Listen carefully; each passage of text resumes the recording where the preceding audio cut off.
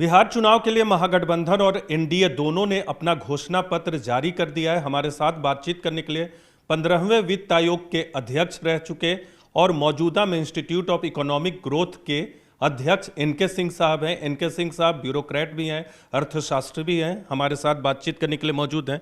दोनों का घोषणा पत्र आपने देखा है सर, किससे बिहार को ज़्यादा फायदा होगा?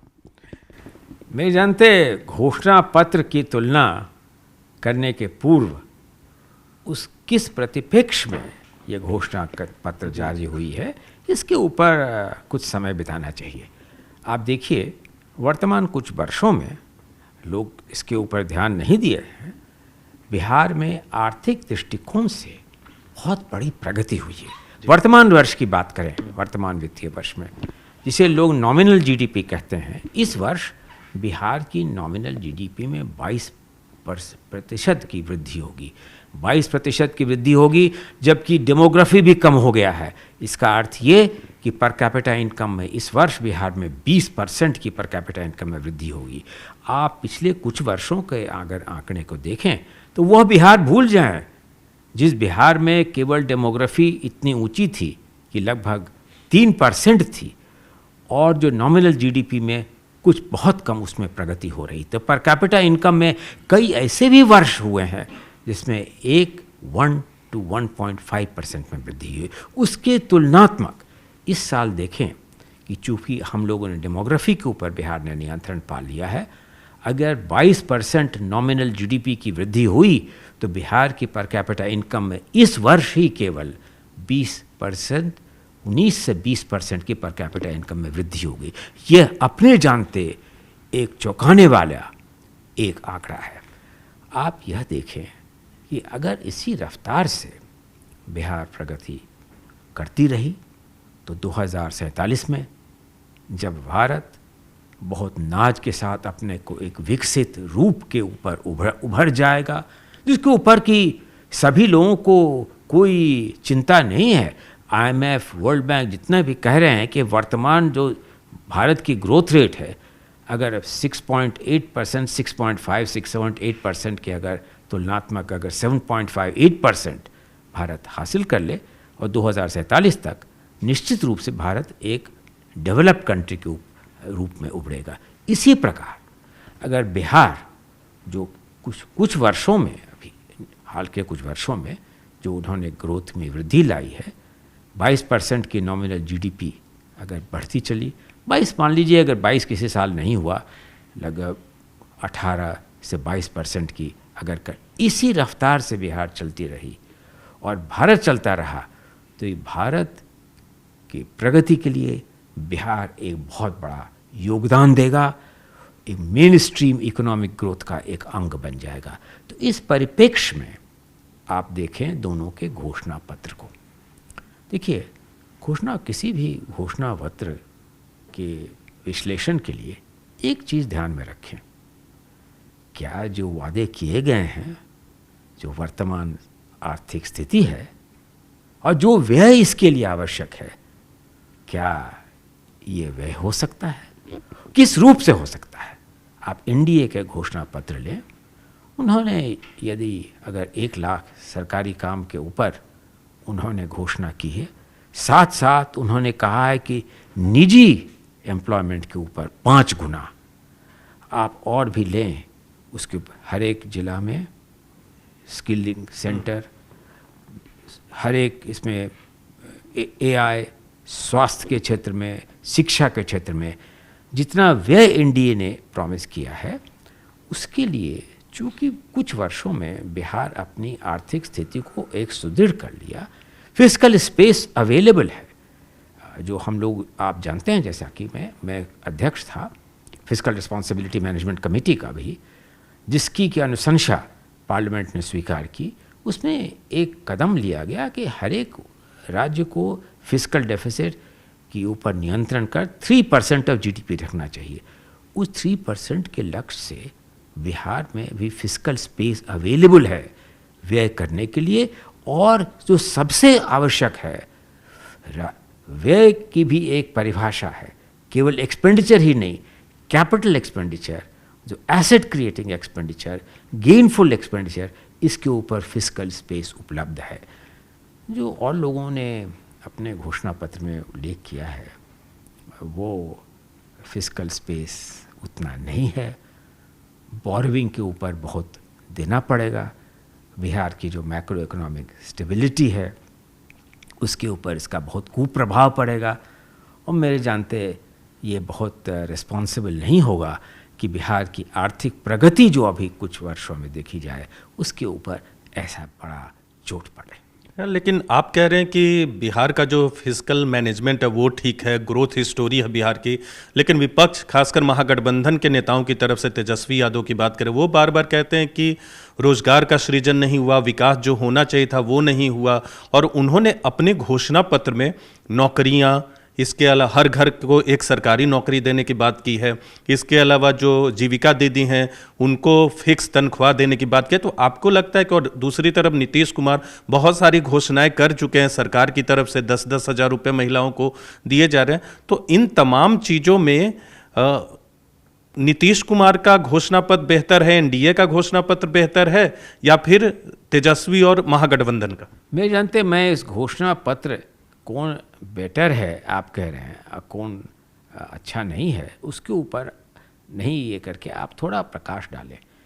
हमने जितने गणित मैंने किया है, नीतीश जी ने जो वादे किए हैं, एनडीए ने जो वादा किया है, आप सबको जोड़ लीजिए। आप सब जोड़ने के बाद निष्कर्ष पे पहुँचेंगे कि प्रतिवर्ष एनडीए और नीतीश जी के घोषणा में 1 लाख करोड़ का अधिक व्यय का उन्होंने वादे कर रहे हैं। 1 लाख करोड़ वादा जो है वो बिहार की जो फिजिकल स्पेस है उसको बहुत डिस्टर्ब बिना किए हुए वो संभव है।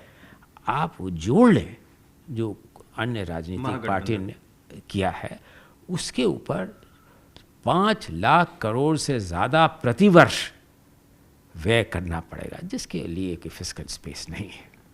इनके सिंह साहब, जंगल राज की बात हो रही है बहुत, प्रधानमंत्री भी बोलते हैं, उस दौर की याद कराते हैं, लालू राज की। आप खुद बिहार से हैं, ब्यूरोक्रेट भी रहे हैं, अर्थशास्त्री तो हैं ही, और बिहार की या पूरे देश की जो इकोनॉमिक स्वास्थ्य है उसको बेहतर तरीके से समझते हैं। कैसे दोनों रिजीम को देखेंगे, एक तरफ नीतीश कुमार, दूसरी तरफ लालू सरकार? आप देखिए, मैंने किसी और इंटरव्यू में मैंने उल्लेख किया है कि 4-5 कौन ऐसे निश्चित आवश्यक कदम बिहार की प्रगति के लिए आवश्यक है। उसमें एक आवश्यक है इन्वेस्टर कॉन्फिडेंस, आवश्यक है लॉ एंड ऑर्डर और सिक्योरिटी के ऊपर। आप अगर निजी पूंजी निवेशक हैं तो आप क्या चाहते हैं? सर्वप्रथम आप चाहते हैं कि आपको विश्वास हो उस राज्य में लॉ एंड ऑर्डर और इन्वेस्टर कॉन्फिडेंस को पर्याप्त रूप से है कि नहीं। ये एक सबसे बड़ा मानसिक दृष्टिकोण से पूंजी निवेशक को अपने पूंजी निवेश के निर्णय के पहले उसे चाहिए। तो अगर इस दृष्टिकोण से देखें आप, तो आप स्वयं इस निष्कर्ष पर पहुंचेंगे कि stability, law and order and investor confidence की आवश्यकता है अगर आप चाहते हैं। और बिहार की इसकी आवश्यकता है, क्योंकि यद्यपि 91 की इकोनॉमिक चेंजेस में बहुत सारे पूंजी निवेश हिंदुस्तान में बढ़े, बिहार को इसका बहुत सीमित लाभ ही प्राप्त हुआ। आगे आने वाले 5 वर्षों में बिहार की प्रगति के लिए आवश्यक है कि निजी पूंजी निवेश बहुत, उसकी मात्रा जो है वो भारी हो। और एनडीए ने अपने घोषणा पत्र, आप देखे होंगे कि उस घोषणा पत्र में जो सरकारी नौकरी के बारे में उन्होंने उसका उल्लेख किया है, उससे 5 या 6 गुना उन्होंने उल्लेख किया है निजी नौकरियों के ऊपर। और निजी नौकरी तभी हो सकती है जब निजी पूंजी निवेश हो, और उस पूंजी निवेश के लिए इन्वेस्टर कॉन्फिडेंस आवश्यक है। तो इन्वेस्टर कॉन्फिडेंस की बात करें, और वो तब बढ़ेगा जब लॉ एंड कानून व्यवस्था बेहतर हो। यही बार बार जो विपक्ष है महागठबंधन कहता है, तेजस्वी यादव, कि बिहार में कानून व्यवस्था खराब हो रही है नीतीश कुमार के शासनकाल में। मैं आगे की बात नहीं कहना चाहता हूं, क्योंकि ये तो वोटर के ऊपर है कि अपना मत किस के पक्ष में वो देना चाहता है। लेकिन अगर आप इतिहास देखें तो कुछ पिछले वर्षों में जो प्रगति हुई है, जो वृद्धि हुई है, वो वृद्धि का एक मुख्य कारण यह रहा है कि केंद्र में और राज्य में दोनों में जो सरकार है, दोनों की समन्वय रही है। मेरा खुद का अनुभव है कि जब मैं राज्यसभा का सदस्य था बिहार की तरफ से, उस समय की सरकार थी वो स्वीकार करती थी कि बिहार के पिछड़ेपन को देखते हुए बिहार को आवश्यकता है कनेक्टिविटी की, रोड्स के लिए, रेलवेज़ के लिए, एयरपोर्ट के लिए, ये आवश्यक है। लेकिन आवश्यकता स्वीकार करते हुए पीछे हट गई, क्योंकि जो उन्होंने कई बार मुझे राज्यसभा में कहा कि जो सरकार है केंद्र में और राज्य में, उसमें समन्वय नहीं है। तो ये बहुत बड़ा तो वहाँ समन्वय नहीं आप कह रहे हैं, तो वहाँ पूंजी निवेश के लिए, सरकारी पूंजी निवेश के लिए, केंद्र के पूंजी निवेश के लिए रोक कौन रहा था? आप मनमोहन सिंह सरकार की बात कर रहे हैं। सीधा मैं मनमोहन सिंह सरकार की बात कर रहा हूँ, क्योंकि 10 साल वही थे भारत के प्रधानमंत्री। तो कौन उनको रोक रहा था बिहार में निवेश करने से? मेरे जानते कई बार आप अगर चर्चा देखें, उस समय चूंकि समन्वय नहीं था, तो जो मंत्रिपरिषद ने निर्णय लिए उन 10 वर्षों में, वो निर्णय बिहार के पक्ष में नहीं थे। तो उसके पीछे किसी का हाथ था, क्योंकि आरजेडी भी के सरकार में शामिल थे। मैं किसी के ऊपर लांछन नहीं करूंगा, लेकिन मैं इस निष्कर्ष पे आना चाहता हूं कि जो निर्णय लिए गए उस 10 वर्षों में, वो बिहार के प्रगति के लिए वो लाभदायक नहीं थे। इनके सिंह साहब, बार बार ये बात होती है, बिहार की ग्रोथ हिस्टोरी की बात कर रहे हैं, जीडीपी बहुत अच्छे दर पे बढ़ रही है, लेकिन एक सवाल और उठता है कि पलायन, रोजगार, बिहार में उद्योगों की प्रगति उतनी नहीं हुई है जितनी उम्मीद की जा रही थी। नीतीश सरकार में कानून व्यवस्था की स्थिति को बहुत लोग बेहतर मानते हैं, महिलाओं की वृद्धि की अगर बात करें, स्कूलों की बात करें, तो बहुत लोग बेहतर मापदंड पे देखते हैं, लेकिन उद्योग, रोजगार और पलायन, ये वैसे मुद्दे हैं जो बिहार के पिछड़ेपन की एक वजह है। तो इस स्तर पे आप कैसे देखेंगे? मैं जानते पलायन कोई हाल में नहीं हुआ है, पलायन तो शुरू से हुआ है। कोई नई बात है क्या पलायन? आप देखें दूसरी दृष्टिकोण से कि पलायन को रोकने के लिए क्या चाहिए। अगर उनसे स्थानीय रोजगार मिले, स्थानीय रोजगार केवल सरकार नहीं दे सकती है, स्थानीय रोजगार के लिए निजी पूंजी निवेश की आवश्यकता है। आवश्यकता है रोड्स की, आवश्यकता है एयर कनेक्टिविटी की, आवश्यकता है रेल कनेक्टिविटी की, आवश्यकता है लोगों का भरोसा। तभी आगे जब इन्वेस्टमेंट होगा तो जॉब्स इन्वेस्टमेंट से निकलते हैं। जॉब सरकार सक्षम नहीं है कि इतने लोगों का, बिहार की जो जनसंख्या है उसके लिए केवल सरकार ही सक्षम नहीं है। इसके लिए आवश्यकता है कि यद्यपि राज्य एक लीड इनिशिएटिव ले, लेकिन साथ साथ निजी पूंजी निवेश हो।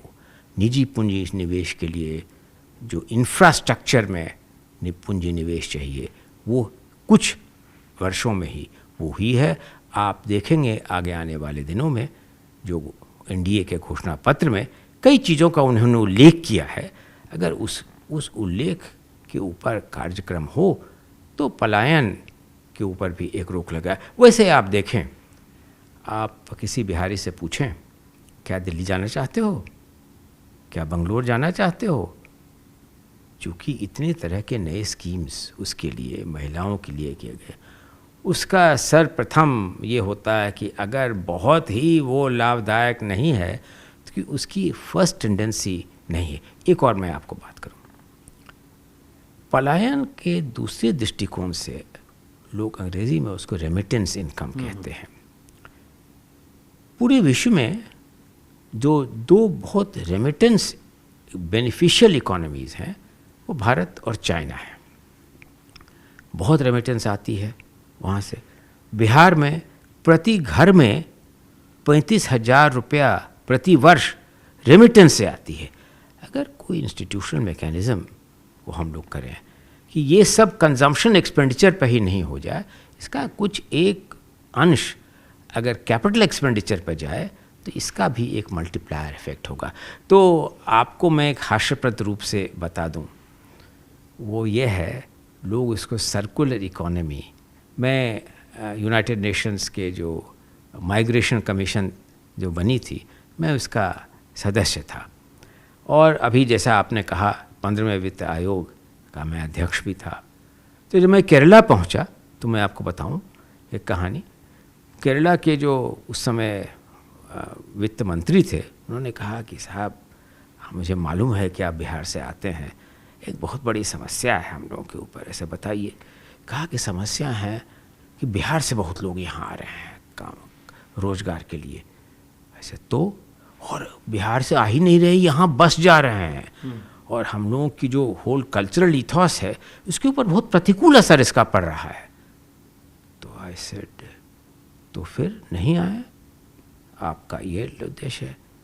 मैं आपसे अगर पूछूं कि वो इसलिए आ रहे हैं क्योंकि आपके जो श्रमिक हैं, आपने तो उनको भेज दिया है, वो चले गए हैं मिडिल ईस्ट, वो चले गए हैं अन्य देशों में, उनका रेमिटेंस आ रहा है आपके इकोनॉमी में, तो आप अपने निजी स्वार्थ के लिए बिहार से लोगों को यहाँ ला रहे हैं। और फिर आप ये कह रहे हैं कि हाँ, ये तो आप सही कह रहे हैं, क्योंकि ये सारी रेमिटेंस पलायन की कहानी, किस हिंदुस्तान की कहानी एक सर्कुलर इकोनॉमी के रूप से आप देखें तो, जिसका कि मैंने उल्लेख किया, रेमिटेंस इनकम को किस तरह, किन योजनाओं में, किस इंस्टीट्यूशनल मैकेनिज्म के माध्यम से आप उसका अगर सही कैपिटल एक्सपेंडिचर के ऊपर हो तो कंजम्पशन ही बढ़ेगा, और बिहार में छोटे छोटे उद्योगों में उसका बहुत अच्छा एक असर पड़ सकता है। अंतिम सवाल करूंगा इनके सिंह साहब, आप कह रहे हैं कि डबल इंजन की सरकार जो है वो फायदेमंद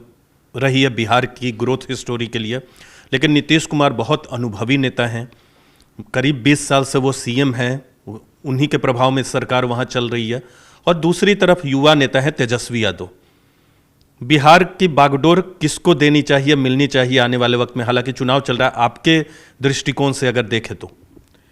मेरे जानते बिहार के लोग भले ही उतने धनी नहीं हों, लेकिन मानसिक रूप से वो बहुत धनी है, और बिहार की जनता जानती है उसका अपना विवेक का प्रयोग करना, वो उन्हीं को वोट देगी जिनके ऊपर उनका भरोसा होगा कि बिहार की जो आर्थिक प्रगति है, वो आर्थिक प्रगति में जो अभी कुछ वर्षों में एक नई गति आई है, ये गति बनी रहे। यही, इसी दृष्टिकोण से बिहार के मानसिक धनी जो वोटर्स हैं वो अपना वोट का प्रयोग करेंगे। तो बिल्कुल इनके सिंह साहब हमारे साथ हैं, इन्होंने इशारों में संकेत दे दिया है, सीधे तौर पे राजनीतिक सवाल लेने से बच रहे, लेकिन ये संकेत जरूर दे दिया है कि बिहार की जनता में इतनी योग्यता है मानसिक तौर पे कि वो आने वाले वक्त में किसे सीएम बनाएगी। लेकिन ये जरूर कह रहे हैं कि बिहार की ग्रोथ स्टोरी के लिए डबल इंजन की सरकार जरूरी है। कैमरा पर्सन राकेश नेगी के साथ नीरज कुमार, न्यूज़ 18 इंडिया, दिल्ली।